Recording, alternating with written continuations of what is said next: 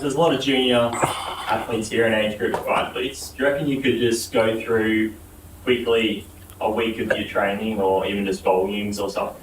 Yeah, so for me, it's like, honestly, it's pretty basic. Like I normally try and range between, for me, which is a good sweet spot. Like everyone's different, but for me, it's around 25 to 28 hours. I know there's a lot of social media out there that goes up to 30 plus, but for me, yeah, I just like doing that 25, 28 hours. I feel I can get a lot out of that.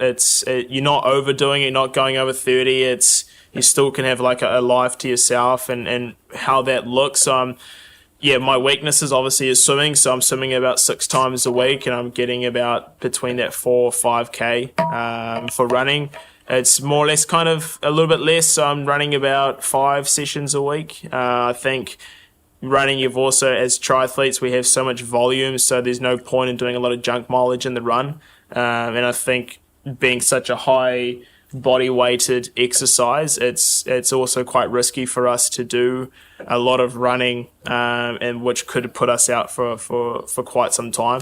So I feel I run about, for me, 70k, 80k weeks, just keeping it relatively low because I know I get a lot of that zone 2 work, zone LT1 work from my riding, and then for my riding I'm riding about 5 times a week as well, which ranges anything between 2 to 4 hours more or less, so nothing too extreme. And session wise, how that looks, you do your classic 1 long run, that could range between an hour 20 to an hour 45.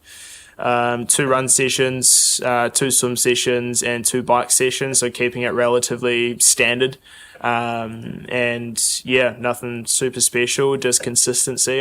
Touch wood, I've never had a stressy before, but I think that's coming from not overtraining or overdoing it, and just really thinking about yourself and knowing yourself is super important. Like you don't need to do world record sessions or hold on for dear life, because that would just kind of put you more and more and more into a deficit. So a lot of people, sometimes they come train with me and they will try and do my run session and try and hold on for me, but for me it's really easy, but for them they're really kind of opening that envelope, and then vice versa. Like I go and do a swim session with a squad or with other triathletes, and I know I'm just not as good as them, so I will pull back, because if I go with them, I'll just bury myself, and then that fatigue will carry on and stack upon each other. You don't want to keep going to the old to the bank and pulling out money that you don't have, right? Like you want to